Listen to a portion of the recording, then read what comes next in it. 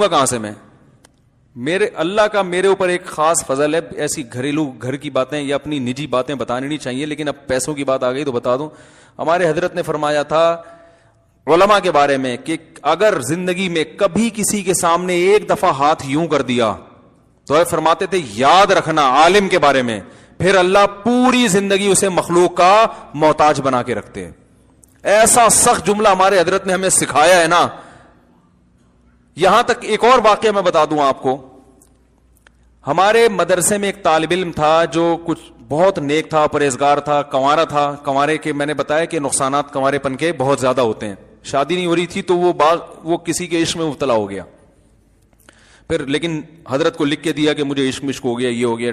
ڈوبی حضرت نے اس کو سمجھایا انسان کے بچے بنو کیا کر ٹھیک ہے نا.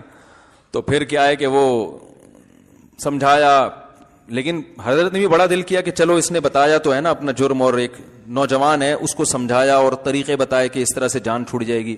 پہلی کوشش تو حضرت نے بھی بتایا کہ اگر نکاح ہو جاتا ہے تو اچھی بات ہے. وہ لڑکی والے مان نہیں رہتے تو حضرت نے فرمایا کہ نہیں، وہ مان اس نہیں تھے، غریب تھا لڑکا. کیا تھا؟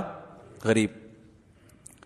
تو اب چونکہ طالب علم تھا، مدرسے میں پڑھتا تھا، اس نے کسی سیٹ صاحب سے جا کے بات کی کہ یار مجھے کوئی گھر ور دے دو کرائے پہ یا کچھ تھوڑی ماہانہ آمدن باندھ دو تاکہ وہ لوگ لڑکی والے راضی ہو جائیں. تو ہمارے حضرت مفتی رشید احمد صاحب کو جب یہ پتہ چلا نا تو اتنا غضبناک ہوئے، اسے اسی وقت مدرسے سے نکال دیا. فرمائے یہ جو عشق کا جرم ہے نا یہ قابل معافی ہے. یہ کیا ہے؟ آپ لوگ نا کہیں شروع کرتے ہیں کہ قابل معافی ہے تو مطلب یہ بھی جرم ہے، لیکن یہ میں اس کا علاج کریں گے، کوشش کریں گے. یعنی اس میں تھوڑا ایک نوجوان لڑکا ہے غلط اس میں چلا گیا، کوئی برائی کی نہیں اس نے، کوئی بھی چھیڑا بھی نہیں اس کو، ہاتھ بھی نہیں لگایا لڑکی کو. ایک دل کے کیفیات ہیں، غیر اختیاری کیفیات پیدا ہو گئے. چلو بھائی بچہ سمجھ کے، اپنی اولاد سمجھ کے اصلاح کی کوشش کریں گے. حضرت نے فرمایا میں صبح و شام استغنا پہ بیان کرتا ہوں کہ غیر اللہ کے سامنے ہاتھ نہیں پھیلانا. غیر اللہ تم نے بھیک مانگی کیسے؟ ایسا نکالا ہے وہ روتے روتے معافیا مانگتا رہا. فرمایا یہ نہ کہ میری تو صبح و شام کی تبلیغ ہی یہی ہے، استغنا استغنا استغنا. اللہ علماء کے بارے میں خاص طور پر عوام کو اتنا نہیں وہ کرتے تھے. جو عالم بن رہا ہے وہ مالدار کے سامنے ہاتھ پھیلا لے. یہ کہ تم تو بڑے ہو بھائی، تم تو سیٹھ ہو. پھر حضرت واقعات سنایا کرتے تھے. استغنا پہ ہمارے حضرت، ہر بزرگ کی اپنی خاصیت ہوتی ہے نا. ارے ہر ایک کی ایک اپنی خاص کوالٹی ہوتی ہے جس میں وہ دوسروں سے ممتاز. ہمارے جو شیخ تھے نا مفتی رشید صاحب، ان کی کوالٹی تھی استغنا. انتہائی شدید غربت میں ایسے رہتے تھے جیسے ان سے بڑا سیٹھ دنیا میں کوئی ہے ہی نہیں. یہ خاندانی بات تھی ان کے اندر. ایسے رہتے تھے جیسے ان سے بڑا کوئی سیٹھ ہے ہی نہیں. 60 سال کی عمر تک روزانہ دال کھائی ہے. صحیح ہے نا. گھر میں گوشت پکانے کے پیسے نہیں. اور عہدہ کیا ہے؟ دارالعلوم کورنگی کے شیخ الحدیث. سب سے بڑا عہدہ. ایک تو دارالعلوم کورنگی پاکستان کا سب سے بڑا مدرسہ، اور شیخ الحدیث کا عہدہ سب سے بڑا. حضرت مفتی تقی عثمانی اور حضرت مفتی رفیع عثمانی صاحب نے 8 سال ان سے پڑھا ہے. 8 سال. اتنے بڑے بڑے شاگرد. فرمانے میری تنخواہ اتنی تھوڑی تھی. وہ تو ہمیں بتاتے تھے عبرت کے لیے. فرمائے بتاتے ہوئے بھی ڈر لگتا ہے ناشکری نہ ہو جائے. فرمائے میری تنخواہ اتنی تھوڑی تھی. اس وقت مدارس کے حالات بہت خراب تھے.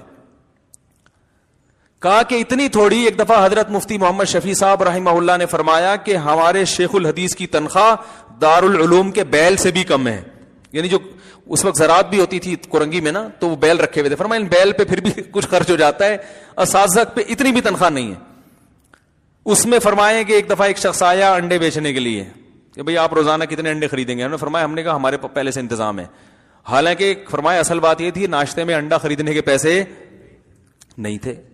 گھر چھپڑ گا ایسے چھوٹا سا، اور سال میں ایک سفر لاہور کا ہوتا تھا اپنے شیخ کی زیارت کے لیے. فرمایا وہ تنخواہ سے تھوڑے تھوڑے پورے سال پیسے بچا کے سال میں ایک دفعہ اس قابل ہوتے تھے کہ ٹرین کے سفر سے، ٹرین کے ذریعے لاہور جائیں اور اہل اللہ کی زیارت کر کے واپس آئیں تاکہ کچھ ان سے سیکھیں. اول تو اتنا استغنا والے کو کیا سیکھنے کی ضرورت ہے بھائی، لیکن وہ کہتے تھے ہم ابھی بھی محتاج ہیں کہ ہم سیکھیں. اتنی غربت میں استغنا کیسا؟ فرمائے لوگ آ کے مجھ سے قرضے مانگتے تھے، سیٹھ صاحب پیسے ہیں. کیونکہ آج کیا ہوتا ہے بعض دفعہ انسان ایسے نہیں مانگتا، اپنے حلیے سے نا اور شکل سے یہ شو کرتا کہ بھائی زکات دینی ہو تو صرف میں ہی مستحق ہوں. اوپر سے کہہ رہے ہوں کہ نہیں بھائی ہم نے آج تک کبھی کسی کے سامنے ہاتھ نہیں پھیلایا، اللہ کا دیا بہت کچھ ہے. پھر رونا شروع کر دے گا کھڑے کھڑے.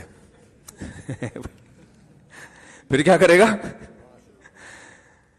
بعض لوگ ایسے چندہ مانگتے ہیں. کوئی اسٹائل دیکھو, جیسے ان کے گھر میں بچی کی شادی ہے نا, پیسے بھیک مانگنی ہے. ایک تو چلو غریب آدمی ہے, میں علماء کی بات کر رہا ہوں, عام آدمی کی نہیں. علماء کا تو حضرت فرماتے تھے استغنا وہ تو بادشاہوں والا ہونا چاہیے. عالم تو اللہ کا نائب ہے بھائی, فرمایا وہ تو بادشاہ, اس کا تو رزق اللہ نے, وہ دین کے کام میں لگ جائے اللہ کھلائے گا.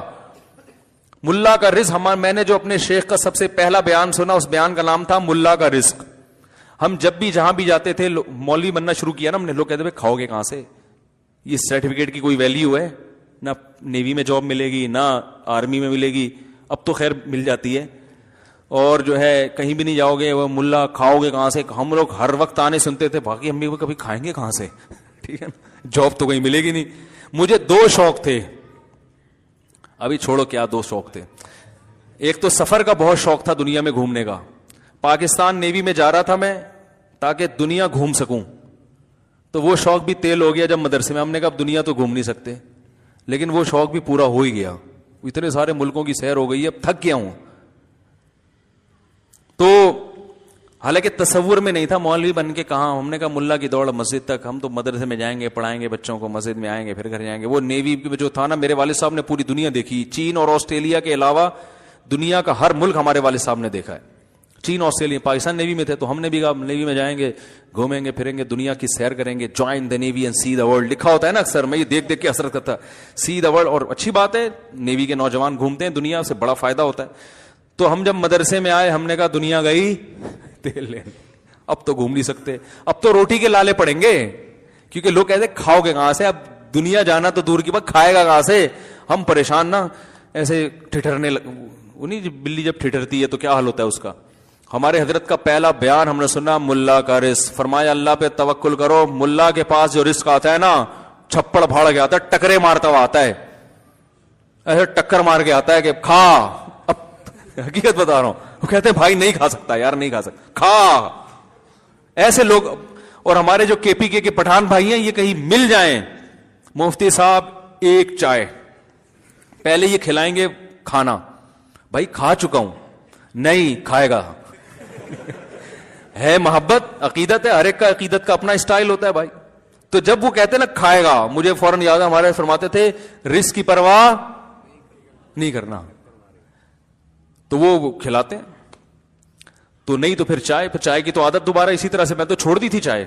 اب یہی ہے کہ بھائی ہر جگہ جاؤ چائے چائے چائے, تو آدمی کہتے چلو یار وہی ہے, تھوڑا سا سٹا ہم نے بھی لگا لیا تو کیا ہو.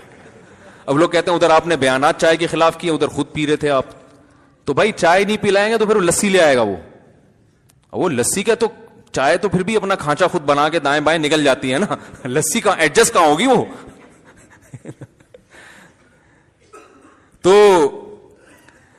کیا بات چل رہی تھی یار, کہاں سے کہاں چلے گی. جلدی سے بات کو سمیٹتا ہوں, بہت لمبا بیان ہو گیا. تو ہمارے دوسرا تھا یعنی سفر کا شوق نا, دوسرا شوق وہی تھا جو ہو گیا الحمدللہ کافی. ٹھیک ہے, اس کے بھی لوگ کہتے تھے رشتہ تو کوئی دے گا ہی نہیں, لوگ یہ تانا دیتے تھے. سب سے پہلا تانا جو مجھے ملا تھا نا مولوی بننے پر, رزق کا بھی بعد میں ملا تھا, رشتے کا پہلے ملا تھا کہ کوئی لڑکی تو دے گا ہی نہیں. ہمارے خاندان میں سارے ماشاءاللہ پڑھے لکھے لوگ ہیں, تو وہ سب سے پہلا تانا یہ ملا تھا کہ رشتہ نہیں کوئی دے گا, اور دوسرا تانا کھاؤ گے کہاں سے. تو ہمارے اندر فرمایا اللہ پہ توکل. تو ہمارے حضرت اس کے بہت سخت پابند تھے کہ علماء کے بارے میں دیکھو, کوئی ضرورت مند ہو, محتاج ہو, اگر وہ بیچارہ کسی کے سامنے اپنی حاجت بیان کر لے تو ہر ایک کو ایک ہی لاٹھی سے نہیں ہانکنا چاہیے, ہر ایک کا ایک جیسا توکل نہیں ہوتا. لیکن علماء کے بارے میں کہتے تھے کہ کسی سیٹھ کے سامنے کبھی, ارے آج تو آپ جہاز میں تھے نا ساتھ ہمارے, آپ ہی تھے, یہ بھائی بیٹھے ہوئے ہیں, ابے یہ جو آپ پیچھے دیکھ رہے ہیں آپ, یا سامنے یہ نہیں سمجھ میں آئے گا, بعد میں سمجھاؤں گا. آپ جن کو کہہ رہا ہوں وہی پیچھے تھے, آپ آج سفر میں تھے, اچھا بالکل آپ کی ٹائپ کا آدمی تھا. تو بالکل ہم حضرت فرمایا کرتے تھے علماء کے لیے نا, کسی کے سامنے ہاتھ اپنی احتیاج ظاہر نہیں کرنا, بھوکے مر جاؤ. تو حضرت پھر اپنے بتاتے تھے کہ میں دال کھا رہے ہیں روزانہ, کہ ایک دن مہمان آیا, کہنے لگا, اس کو بھی کہہ رہے ہم نے رکھ لیا گھر میں, تو مہمان کو تو اچھا کھلا دیتے ہیں نا, ہم نے بھی دال, کہتے ہیں اس نے برداشت کیا, بھائی دال ایک دفعہ اتفاق سے بچی بھی ہوگی, کھلا رہے ہیں, اگلے ٹائم پہ کچھ اچھا آ جائے, اگلے ٹائم پہ پھر دال. تو کہنے لگا اب جب بھی آپ کے گھر آؤ دال ہی پکی ہوتی ہے. وہ بھی کوئی اسٹریٹ فارورڈ قسم کا آدمی تھا. حضرت نے فرمایا, حضرت فرماتے ہیں اس کے بتانے کے بعد ہماری توجہ گئی ہے کہ کتنے دن سے دال کھا رہے ہیں, ورنہ ہماری اس طرف توجہ بھی نہیں تھی. تو پھر فرماتے ہیں میں نے اس سے بولا حلال اتنا ہی ملتا ہے. حضرت نے کہا اب دیکھو کوئی ہم جیسا نالائق ہوتا تو کیا کہتا ہے, بھائی کیا کریں بس اب کیا ہے, مدرسے کی تنخواہوں میں آپ کو پتہ ہے کیا گزارا ہوتا ہے, تھوڑا سا ایسے کر کے نا تاکہ یہ جیب سے کچھ ہدیہ اور نذرانہ نکال کے دے. یہ اسٹائل ہوتا ہے مانگنے کا.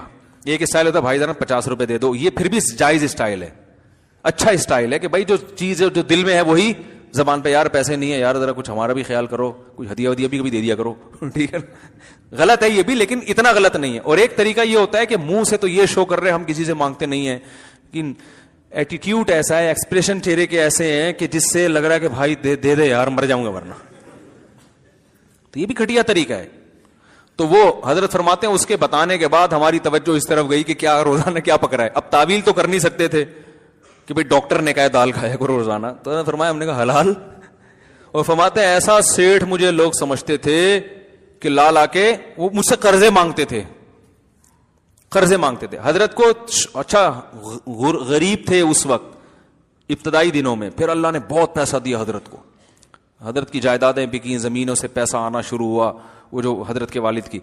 تو پھر اللہ نے اتنا پیسہ دیا, پھر اسی اسٹائل ہی چینج, پھر کنجوسی نہیں کی ہے, اتنی زبردست بڑی گاڑی رکھی, کویت کے شہزادے سے گاڑی خریدی. لوگوں کے پاس پیسہ ہوتے نہیں ہے تو بھی غریب لگ رہے ہوتے ہیں, جب آ جاتا ہے تو اور زیادہ غریب لگ رہے ہوتے ہیں. وہ بچا بچا کے نا ارے اپنے اوپر تو خرچ کرو اللہ کے. پھر صدقہ بھی کرتے تھے. پھر حضرت نے کہا جب اللہ نے پیسہ دیا ہے تو گاڑی خریدی. پھر کویت کے شہزادے سے بڑا دلچسپ واقعہ سناتے تھے. شو روم میں گیا, کہہ رہے میرے بیٹے مالدار ہو گئے تھے, ان کے پاس گاڑی تھی میرے پاس نہیں تھی, تو میں نے کہا میں ان سے اچھی گاڑی خریدوں گا, یہ بتانے کے لیے باپ میں ہوں, باپ تم نہیں ہو.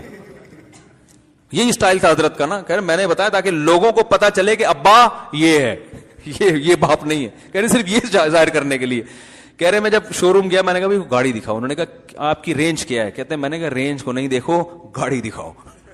وہ پھر حضرت کا اسٹائل بھی تھا نا. تو خیر گاڑی خریدی, گھر نہیں بنایا, گھر کرائے کا ہی رکھا, جو مدرسے کا گھر تھا وہی رہا. کہا مسافر خانہ ہے, اس کو ڈیکوریٹ بہت اچھا کر لیا, بہت شاندار. حضرت کے گھر جا کے ایسا لگتا تھا جیسے پتہ نہیں کسی شاہی شیش محل میں آ گئے ہیں. خوشبو کا استعمال, مہنگی سے, کھایا بھی اچھا, پہنا بھی اچھا, پگڑی اتنی مہنگی پہنا کرتے تھے, ہر لائف اسٹائل, اور صدقہ بھی, خیرات بھی ایسے. ایسے نوٹوں کی گڑیاں ایک دن ہمارے سامنے رکھی ہوئی تھی میز پہ. فرمایا یہ ابھی چند سیکنڈ کے لیے میری ملکیت میں ہے, اس کے بعد یہ فی سبیل اللہ پارسل, گنتا نہیں ہوں, اپنے خرچے نکال کے جتنا ہے سارا فی سبیل اللہ. تو یہ سیٹھوں کی طرح زندگی گزاری.